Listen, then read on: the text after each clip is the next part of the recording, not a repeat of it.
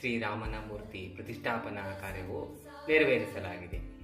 2024 April 24ರ ದಿನವನ್ನು ಸೂರ್ಯಗ್ರಹವು 10 degree ಮೇಷ ರಾಶಿಯಲ್ಲಿ ತನ್ನ ಅತಿ ಪ್ರಭಾವ ಬೀಳುವ ಸ್ಥಾನದಿಂದ ಈ ವರ್ಷ ಬ್ರಹ್ಮಸ್ವರೂಪಿಯಾದ ರವಿಗ್ರಹ ಜೊತೆಗೆ ಮೇಷರಾಶಿಯಲ್ಲಿ ಗುರುಗ್ರಹವು ಸ್ಥಿತನಾಗಿರುವುದರಿಂದ, ಶನಿಗ್ರಹವು ತನ್ನ ಸ್ವಸ್ಥಾನದ ಕುಂಭರಾಶಿಯಲ್ಲಿ ಇರುವುದರಿಂದ ಹಾಗೂ ಶನಿಗ್ರಹವು ತನ್ನ 3ನೇ ದೃಷ್ಟಿಯನ್ನು ಸೂರ್ಯ ಹಾಗೂ ಗುರುವನ್ನು ನೋಡುವುದರಿಂದ ಇದು ದೊಡ್ಡ ಯೋಗವಾಗುತ್ತದೆ.